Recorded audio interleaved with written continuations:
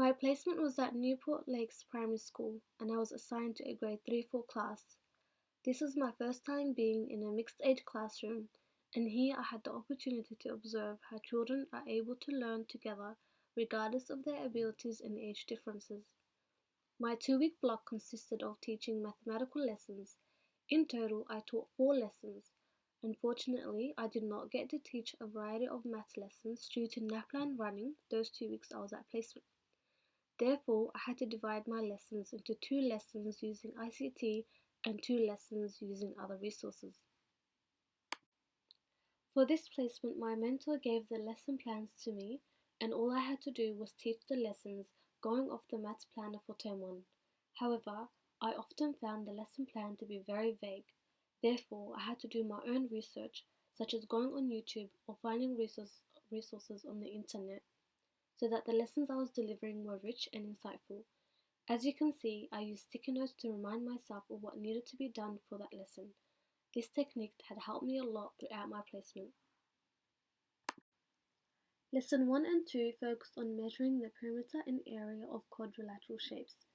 As a whole class, I brainstormed with the students the definition of formal and informal units and the appropriate times these units of measurement can be used.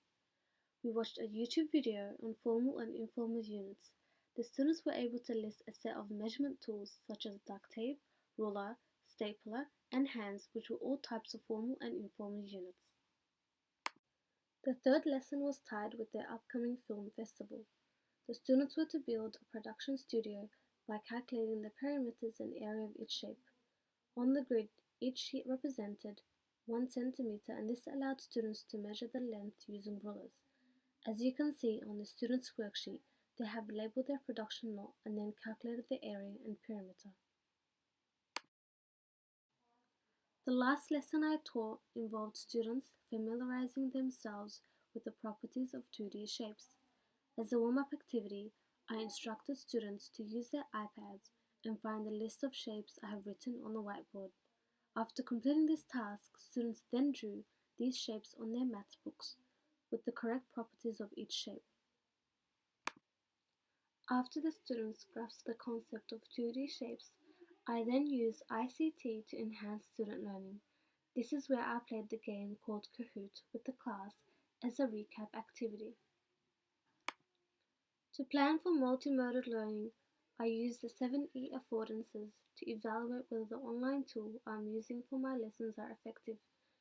The 7E affordances is a helpful guide which aids teachers to plan and access new knowledge using technology.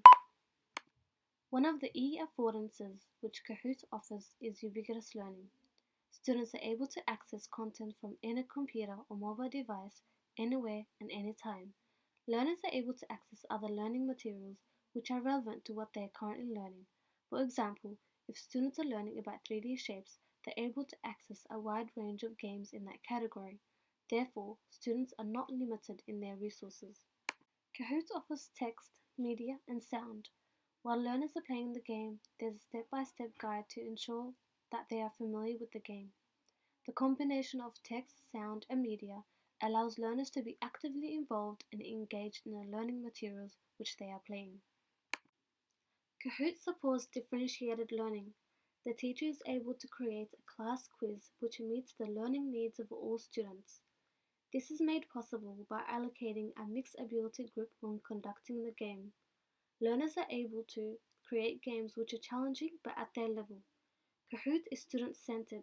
There is a section under Results which allows a student to view their progress in each learning material. This allows students to be in control of their learning. The 7E affordances was a tool that guided me to realize that Kahoot is a suitable game which enhances student learning. Kahoot is a free game playing platform. It is a fun and interactive way to incorporate with content learning areas. It is also a great way to conduct formative assessment to see whether the students have understood the learning materials. This game fosters learning in areas of 21st century learning skills, thinking and communication, and questioning strategies. To show students how the game is played, I created my own quiz titled How Kahoot Works. The questions in the quiz were very basic, such as what class are we in and who is our teacher. I did this so that students felt comfortable and confident when they played the actual game. Before starting the game, I discussed with the students about the main learning intention of this lesson, which is to use ICT to enhance student learning. I also explained to students how we can use ICT responsibly to learn while also having fun. I also reminded them that the aim of the game is to collectively learn with others and build teamwork skills. One thing that really amazed me was not just how eager the students were to work with their peers, but how cooperative they were. Although they were playing a maths game, the whole room was so quiet, and all you can hear is students whispering to their groups and discussing what the answer could possibly be.